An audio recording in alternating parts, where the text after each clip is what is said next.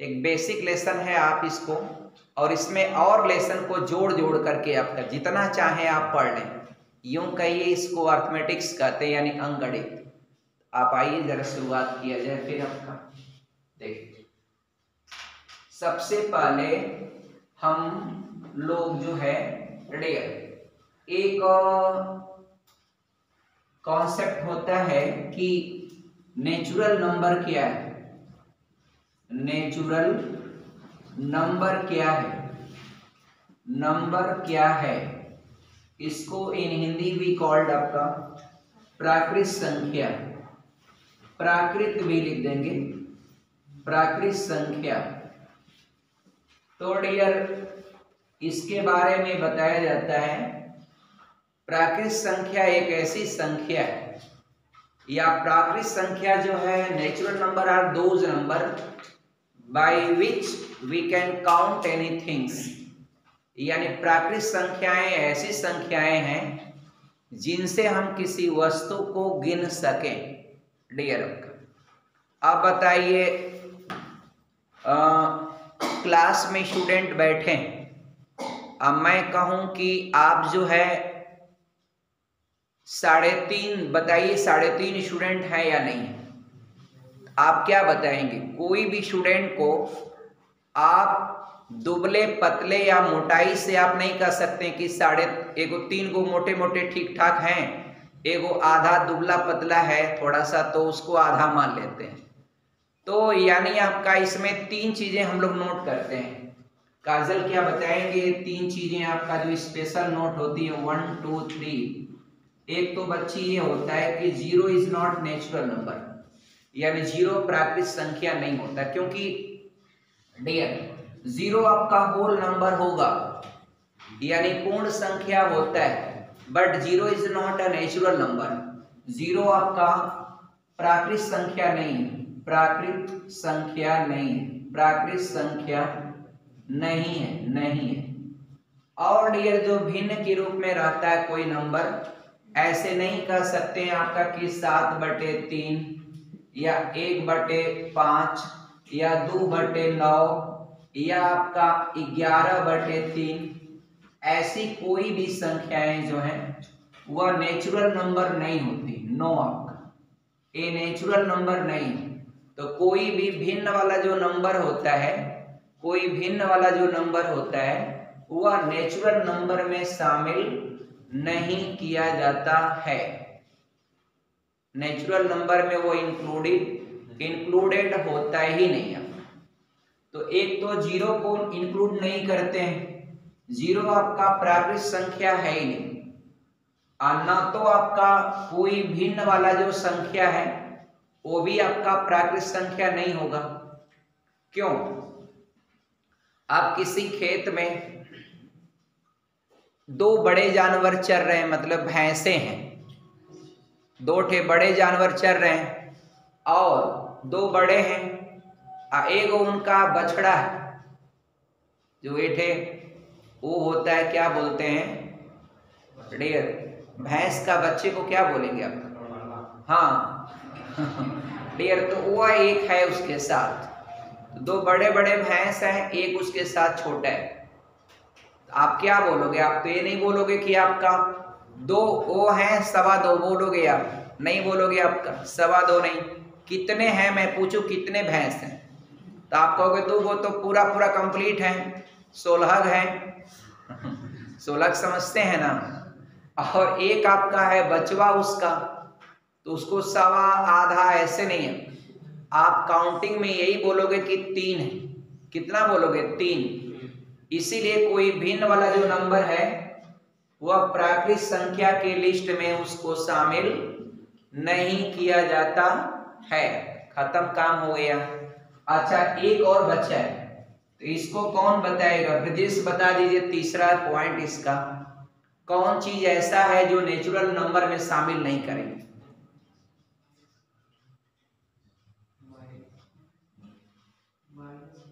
हाँ डियर साहब, बस ऋणात्मक नंबर, माइनस वाला कोई नंबर आप नहीं कह सकते हैं। क्या आप कभी कह सकते हैं इस क्लास में -4 विद्यार्थी हैं? नहीं कर सकते हैं आपका। -5 माने कोई भी चीज को काउंट करने के लिए dear, for counting you can not use the negative integer. Counting के लिए आप निगेटिव इंटीजर का इस्तेमाल रविशंकर आप नहीं कर सकते। तो डियर ये तीनों तथ्य याद रहेगा आपको, यानी माइनस में कोई भी नंबर हो, किसी के आगे माइनस लगा दिया वो आपका प्राकृत संख्या नहीं होता, याद रखिएगा। माइनस में -3/7 या माइनस आपका 5 या माइनस आपका 9 या -11 ETC नो आपका, ये आपका डियर नेचुरल नंबर नहीं होता है। अनंत यादव, कोई कंफ्यूजन? ये तीनों तथ्य आपको याद रहेगा। नोट्स अब बनाते चलिएगा, मैथ का पूरा हर सब्जेक्ट का पूरा डिटेल नोट्स आप बनाते चलिएगा एकदम स्टेप बाय स्टेप पूरा कंप्लीट, ताकि कोई क्वेश्चन आप ये ना कह पाए एग्जाम में पढ़ने के बाद कि हमको पढ़ाया नहीं गया। इसको आप इंग्लिश में होल नंबर कहते हैं, WHOLE, होल नंबर। अब होल नंबर के लिए बस आप दो बातें नोट करिएगा, सभी तो नेचुरल नंबर रहेगा ही, बस एक जीरो की इंक्लूडिंग करवाएंगे। किसका? जीरो का। एग्जाम्पल के तौर पर है जीरो इंक्लूड हो जाएगा, जीरो क्या इंक्लूड हो जाएगा? जीरो। फिर है 1 2 3 4 5 एंड सो ऑन इनफाइनाइट, यानी शून्य के संदर्भ में आप ये कह सकते हैं कि शून्य होल नंबर है मगर प्राकृत संख्या नहीं। और आपको एक तथ्य आता है, बताइए ट्रू है कि फॉल्स है? तो सभी प्राकृत संख्याएं पूर्ण संख्याएं होती हैं, क्या बोलेंगे, ट्रू या फॉल्स? सही है। मैंने बोला सभी प्राकृत संख्याएं पूर्ण संख्याएं होती हैं, लेकिन अगर मैं बोलूं कि सभी पूर्ण संख्याएं प्राकृत संख्याएं होती हैं, गलत। ये आपका गलत है। हाँ, आपका शून्य एक, आपका शून्य एक पूर्ण संख्या है परंतु प्राकृत संख्या नहीं है, तो ये कथन सही है। तो डियर आप देखिए होल नंबर में बस जीरो तो इंक्लूड किया, इसका मतलब नोट में दो तथ्य क्या लिखेंगे आप?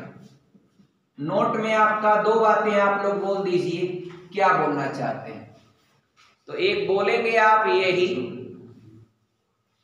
कि जो फ्रैक्शनल नंबर है, जैसे आपका 3/4, 2/5, 1/6 ETC, ऐसा जो भिन्नात्मक संख्या होती है वो आपका डियर पूर्ण संख्या होती ही नहीं,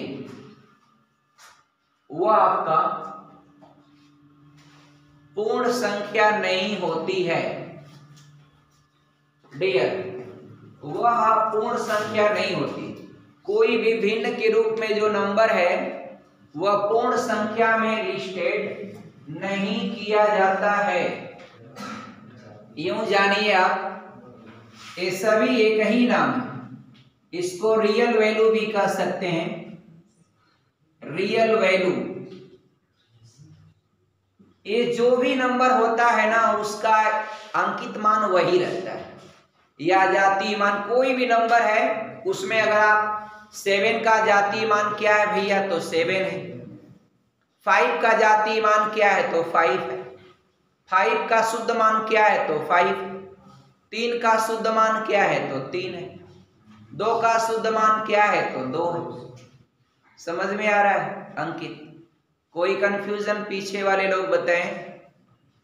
बहुत बढ़िया डियर आपका। अब देखिए जैसे कोई नंबर मैंने लिखा 7 8 9 4 6, अब इसमें 8 का अगर 8 का शुद्ध मान या अंकित मान पूछ रहा है तो 8 का 8 ही होगा। 8 का जो अंकित मान कहेगा तो 8 होगा। लेकिन 8 का अगर प्लेस वैल्यू कहता है स्थानीय मान, तो स्थानीय मान वो स्थान पर डिपेंड करता है कि किस स्थान पर है। 8 जहां है ना डियर, उतार दीजिए 8 को, उतार दिया। अब उधर जितना नंबर है उतना 0 बढ़ा दीजिए। 1 2 3, 3 अंक है तो 3 0 बढ़ा दीजिए। तो ये क्या हो गया, ये 8 का जो है ये शुद्ध मान हो गया। क्या हो गया, शुद्ध मान या वास्तविक मान या अंकित मान या जातीय मान हो गया। ये थोड़ी हुआ 8 का जातीय मान या शुद्ध मान या वास्तविक मान हुआ सिर्फ 8 होगा। अगर 8000 बोलेंगे तो वह उसका क्या हो जाएगा, स्थानीय मान प्लेस वैल्यू। अब सवाल में क्या कहता है, क्वेश्चन में बोलेगा कि दी गई संख्या में 8 के स्थानीय मान और जातीय मान का डिफरेंस क्या होगा, अंतर बताइए। तो 8 का स्थानीय मान डियर 8000 हो गया और 8 का वास्तविक मान आपका सिर्फ 8 होगा। घटाएंगे तो आपका डियर हो जाएगा 2997। जितना तेज आप घटा सके घटाइएगा डियर, कोई कंफ्यूजन नहीं ना। अगर वह कह दिया कि 8 का दी गई संख्या में 8 के जातीय मान और अंकित मान का योग क्या होगा, आप जोड़ दीजिएगा। अगर आपको पूछेगा गुणनफल क्या होगा तो आप 64,000 बता दीजिएगा। अगर भागफल क्या होगा तो आप 1000 बता दीजिएगा। तो आप कुछ भी बताएंगे आप कर ले जाएंगे। आगे बढ़ूं इससे, इस कंटेंट से आपका कॉन्सेप्ट क्लियर ना। ये जातीय मान अलग अलग पेपरों में, कोई में आपका शुद्ध मान, अंकित मान, वास्तविक मान अलग अलग लिख देता है। तो आपको कोई भी भाषा चेंज करे ना, आपको किसी भी भाषा में तथ्य को समझने में कोई प्रॉब्लम ना हो, इसलिए हर चीज समझें। तो अब इसमें क्या क्या रहता है, बहुत सारी परीक्षाओं में इससे क्वेश्चन आया ही। यूपी टेट का रखा रखाया 1 नंबर है, उसमें तो हर साल डाल देता है एक क्वेश्चन। इसको अंग्रेजी में प्राइम नंबर कहते हैं, प्राइम नंबर कहते हैं। अब डियर है क्या, एकदम सिंपल सा कॉन्सेप्ट है। ऐसी संख्याएं जिसका केवल 2 गुणनखंड हो। Prime number are those number who has only 2 factor, एक 1 एंड अदर इज इटसेल्फ। यानी एक आपका 1 होता है और दूसरा वह स्वयं वह संख्या होती, बस।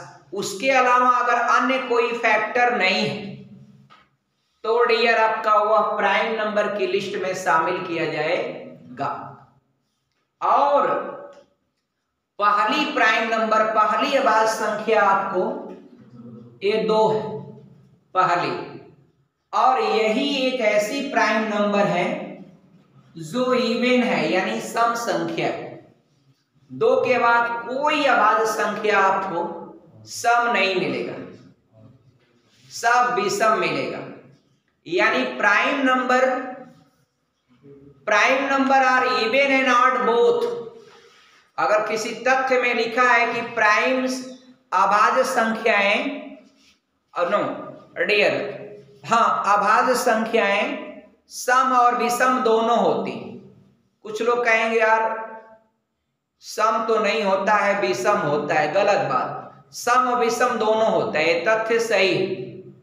अब लेकिन सम में केवल आपका 2 होता है, only 2 is a even number that will be listed in prime number. Arvind देखिए अंग्रेजी अब समझ रहे हैं धीरे धीरे आप। हाँ डियर, बीएड करेंगे इस साल, ये मास्टर बनने के लिए करेंगे आप डियर। इनकी तो ट्रेनिंग भी शुरू करा दिए थे, लेकिन बीच में थोड़ा सा दौड़ में व्यस्त हो गए। अब फिर करा देंगे, शुरू करा देंगे आपका। पढ़ाएं आपका बढ़िया से। हम तो चाहते हैं भारत देश को विश्व गुरु बने आपका, और एक आदमी इसके पढ़ाने से थोड़ी होगा विश्व गुरु। पूरी दुनिया में एक से एक टीचर निकले भारत में आपका। चल अब डियर, तो पहली आपका 2 एक ऐसी सम संख्या है जो अभाज्य है। पहली एक सम संख्या है 2 जो अभाज्य है। इसके बाद कोई भी आपका इवन नंबर नहीं है जिसको आप प्राइम में लिस्ट कर दें, नो आपका। आगे बढ़े, चलिए अब पूरा किया जाए।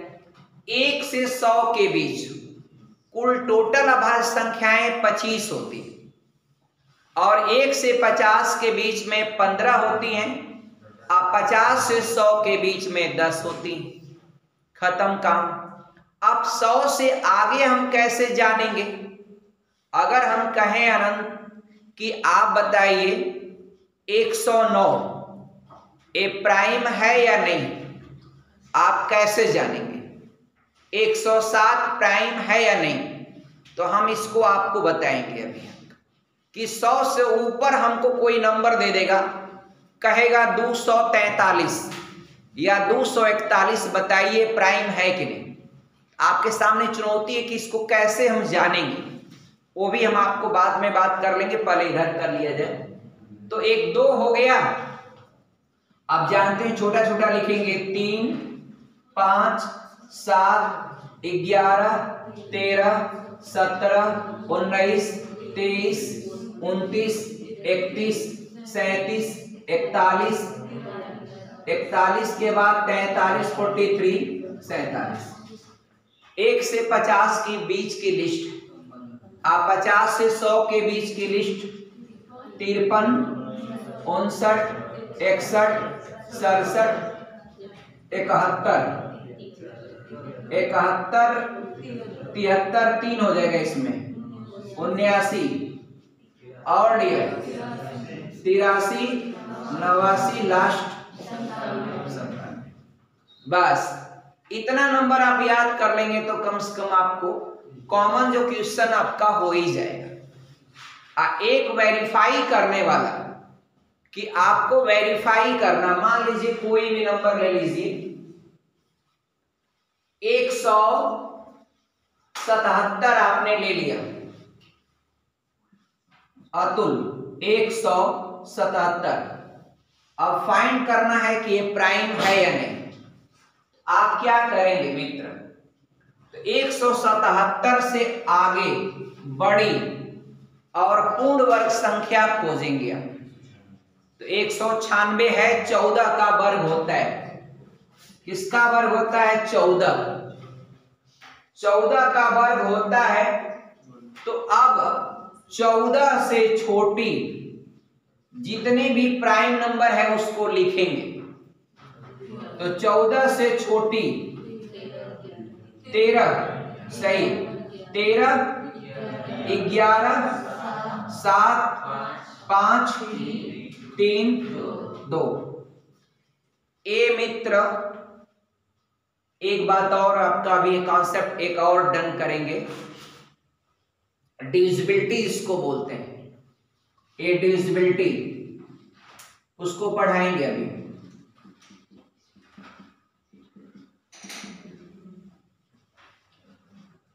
अब डियर जरा सुनिएगा, वो भी याद हो जाएगा पूरा का पूरा। यहां पर क्या है, नंबर हमें है 177। अब जिसका इकाई अंक 0 2 4 6 8 में से कोई एक संख्या हो तो वह 2 से कटेगा। यहां नहीं है, नहीं कटेगा। If the sum of all digit divisible by 3, तो definitely that number will be fully divisible by 3। Brajesh, मेरी भाषा समझ रहे हैं ना आप पूरी तरह से इंग्लिश में? आपको इंग्लिश में समझने में कोई दिक्कत नहीं ना? मैंने बोला if the sum of all digit of a number, if the sum of all digit of the number of any number, माने कोई भी संख्या के सभी अंकों का योग 7 7 14 1 15, 3 से कट रहा है। Hence, अब यही अनाउंस हो गया, this number is not a prime number, भैया ये प्राइम नंबर नहीं। अब हालांकि थोड़ा सा नजदीक हम लोग पहुंच गए डिविजिबिलिटी का, तो एक क्वेश्चन आपको पता ही है, आता है किस परीक्षा में एकदम रखाया एक क्वेश्चन डिविजिबिलिटी का, और उसमें 9-11 वाला ज्यादा पूछता है, पक्का क्वेश्चन है क्लियर। अब देखिए आप 3 से तो कट गया, अब यहां में तो थोड़ा रिवाइज कर ले, नजदीकी मामला रिवाइज कर ले। 5 से वही संख्या कटती है जिसका इकाई अंक 0 हो या 5 हो, बस 2 ऑप्शन है। तो 5 से भी नहीं कटेगा, 7 से, तो 7 से का डिविजिबिलिटी रूल मैं बोलूंगा, लेकिन इतना लंबा होगा कि आपको उससे बढ़िया लगेगा कि हम भाग ही दे लेना, इतना पापड़ बेलने की क्या जरूरत है। अब क्या नियम होता है, मैं ऐसा उम्मीद करता हूं आप हर एक विद्यार्थी से कि जितना मुझे याद है, भाई मैं प्रतियोगी परीक्षार्थी तो हूं नहीं, मैं तो एक टीचर हूं, तो मैं अगर इतना मेहनत कर सकता हूं तो आपको तो नौकरी हासिल करना है, आपको जॉब लेना है, अपने लाइफ को सिक्योर करना है। बताइए मित्रों, आप लोगों को मेहनत करना चाहिए कि नहीं करना चाहिए? अब अगर मैं इस उम्र में इतनी किताबें खरीदता हूं, आपको खरीदना चाहिए कि नहीं खरीदना चाहिए? खूब किताबों का शौक होना चाहिए कि नहीं होना चाहिए? ठीक, होना चाहिए। तो मित्रों हाथ जोड़ के विनती करते हैं कि आप किताब खूब खरीदिए, शौक रखिए किताबों का, कि हमारी किताबें एकदम साफ सुथरी।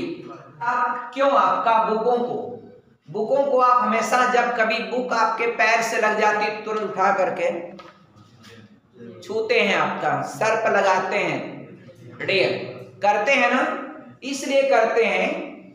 ये विद्या एक देवता के समान है, ये हमारे जीवन को एकदम श्रेष्ठ बनाता है। उसमें से एक लाइन का कोई तथ्य हमारे लाइफ को चेंज कर सकता है। कोई भी किताब का अगर एक लाइन आपके दिमाग में अगर बैठ गया, इसलिए कभी कभी किसी सेंटेंस में सुने होंगे कि a boy, a word, a pen, a sentence can change the world, पूरी दुनिया को बदल सकता है, आपने सुना होगा। तो एक वाक्य जब हमारे जीवन को बदल रहा है, तो जो हमारे जीवन को बदलेगा वह देवता होगा कि नहीं होगा? Definitely that will be taking a place of God, वो भगवान का एक रोल अदा करेगा। देवता क्या होता है? आप कहते हैं डॉक्टर देवता होता है, doctor is the mostly you will say आपका doctor is the form of God. क्यों? क्योंकि आपके जीवन को वह क्या कर देता है? बदल देता है, बचा देता है, विपरीत परिस्थितियों में आपको सेव कर देता है। बताइए आपका देवता है, तो जो आपके जीवन को जीना सिखा दिया, वो देवता का रोल अदा करता है कि नहीं करता है? करता है। इसलिए हैंस आपका वी शुड ऑलवेज आपका केयर अबाउट बुक्स, बुक के बारे में शौक करिए। एक सेट ड्रेस कम रहे, मेरे पास देखते होंगे जाड़ा में सारा वीडियो इसी स्वेटर पर बना है। अब डियर हम बात करेंगे, अब यहाँ तथ्य पे आ जाइए वापस। 7 की डिविजिबिलिटी होती है कि इकाई अंक का 2 गुना आगे की बची संख्याओं से घटाने के बाद जो नंबर बच रहा है वो 7 से कट रहा है कि नहीं कट रहा है? अगर कट गया, अब डिविजिबिलिटी कितनी कटी है? अरे 1 को अंक घटाना है, तो भैया जब इतना तक भागा देना है तो 1 अंक और भाग दे लेंगे आप, है कि नहीं? आप तो रूल बनाए लोगों ने, लेकिन आपका मुझे भी बहुत उस रूल में मजा नहीं आता है। इकाई अंक का दूना आगे की बची शेष संख्याओं में, तो और काम बढ़ा दिए, इकाई अंक का दूना करिए, फिर आगे में से घटाइए, आप फिर भाग दीजिए। 1 का अंक बच रहा है तो भाग ही दे लीजिए, आपका डिविजिबिलिटी भी याद हो गया होगा। और 8 तो है नहीं, जो बच रहा है उसको अभी रिवाइज कर रहे हैं। 11 वाली डिविजिबिलिटी क्या होती है? Who will tell me आपका 11 की डिविजिबिलिटी? हाँ डियर, हाँ सम संख्या नहीं बाबू, सम स्थानों पर, यही अंतर है। हाँ कोई बात नहीं, आपका कॉन्सेप्ट आपको याद है, बस आप बोल गए। देखिए उसमें कभी कभी लोग यही गलतियां कर देते हैं, लगते हैं सम संख्या खोजने और उसको जोड़ने, वो गलत हो जाता है। बस आपको याद है, मुझे पूरा विश्वास, क्योंकि इतना पढ़ते हैं तो आपको याद ही रहेगा। देखिए, सम स्थानों पर आने वाले अंक, मिस्टर वैभव गुप्ता, सम स्थानों पर आने वाले अंकों को अलग जोड़ लीजिए। जोड़ लिया। आप विषम स्थानों पर आने वाले अंकों को अलग जोड़ लीजिए। दोनों का डिफरेंस यानी अंतर वह या तो 0 हो या 11 का पूर्ण गुणज हो। अगर ऐसा होगा तो that number will be fully divisible by 11। आपका कोई कंफ्यूजन डियर नहीं ना? अब कर लेंगे ना एग्जाम में, बताइए कौन सवाल गलत हो जाएगा। अब डियर जहां स्टार बना है, आप कहेंगे 2 को स्टार दे दिया, आप क्या करें? तो दोनों अलग अलग नंबर नहीं आएगा, दोनों स्टारवा एक ही नंबर देगा। जैसे 3 आ गया स्टार के स्थान पर, तो दोनों जगह x रखिएगा, और दोनों जगह एक ही नंबर रखा है क्योंकि ऑप्शन में केवल 1 दिया रहेगा, तो 1 कर लीजिएगा। ऑप्शन में अगर 2 रख रहा है तो वो भी हो सकता है, ठीक ना? मेरी बात समझ रहे हैं ना? और 11 का पूर्ण गुणज का मतलब आप लोग तो समझते ही होंगे। पूर्ण गुणज को अंग्रेजी में क्या कहते हैं? फैक्टर कहते हैं कि मल्टीपल कहते हैं? हाँ डियर, शाबाश, मल्टीपल कहते हैं। पढ़ रहे हैं आप, कोई बात नहीं, ऐसे पता चल जाता है डियर, हम जान जाते हैं आपका लगभग। और भैया जो लोग हैं बचे हुए, सब लोगों को 2023 is the best opportunity for all of you. बस दिल से लगिए, मेहनत करिए। ये आपका ऐसा क्षेत्र है जिसमें परिश्रम आपका व्यर्थ नहीं जाता है। नौकरी तो प्राप्त करना एक अचीवमेंट होता ही है, और उससे पहले भी बहुत सारे अचीवमेंट हो जाते हैं, उपलब्धियां हो जाती हैं। इसलिए पढ़ाई कर रहे हैं तो बस ये है कि मन पढ़ाई में ही लगना चाहिए। कोई अन्य कामों में अपने दिमाग को मत बांटिएगा, नहीं तो क्या हो जाता है आदमी, हाँ गड़बड़ा जाता है। सही बता रहे हैं। ठीक है, आगे बढ़े। आपका आप जरा देखिएगा, 11 वाले डिविजिबिलिटी याद हो गया। सम, देखिए सम स्थान माने दूसरा रहेगा, चौथा, छठा, आठवां। अब विषम वाला पहला, तीसरा, पांचवां, सातवां, नौवां, 11वां। तो इन स्थानों पर जो जो नंबर आ रहे हैं उनको जोड़िएगा, और सम स्थान पर जो जो नंबर आ रहा है उनको जोड़िएगा, अलग अलग जोड़िएगा। और दोनों में से जो बड़ा होगा बड़े में से छोटे को घटाइएगा। ये नहीं कि पहले सम जोड़ना है कि पहले विषम, उससे कोई मतलब नहीं। बस अलग अलग जोड़ लीजिए, उसको घटा लीजिए। और डिफरेंस अगर 0 गया तो भी सही है। 11 का पूर्ण गुणज का मतलब होता है 11 एक कम 11, 11 दूना 22, 11 तिया 33, 11 चौक 44। इसको हम लोग कहते हैं मल्टीपल ऑफ 11। देखिए, इससे आपको एक क्वेश्चन डाल ही देता मोस्टली। उसमें बोलेगा कि किसी संख्या का भागफल भाजक का इतना गुना है तथा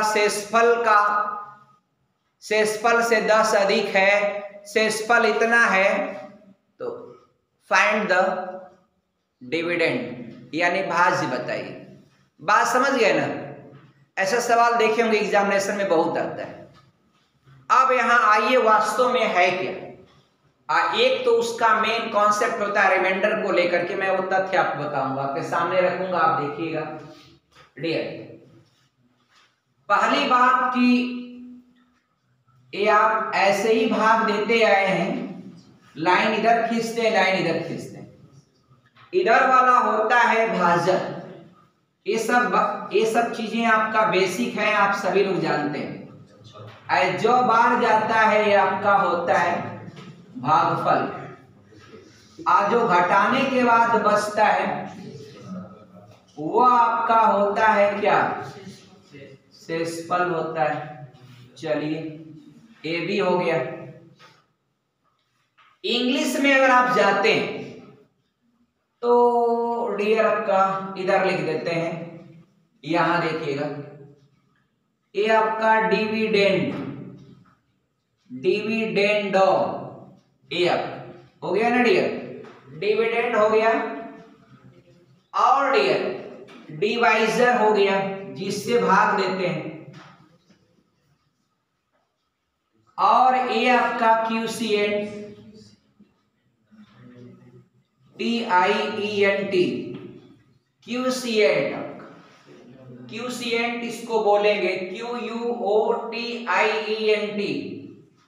और लास्ट में जो बच जाता है उसको आप कहते हैं रिमाइंडर। ये आपका रिमाइंडर होता है।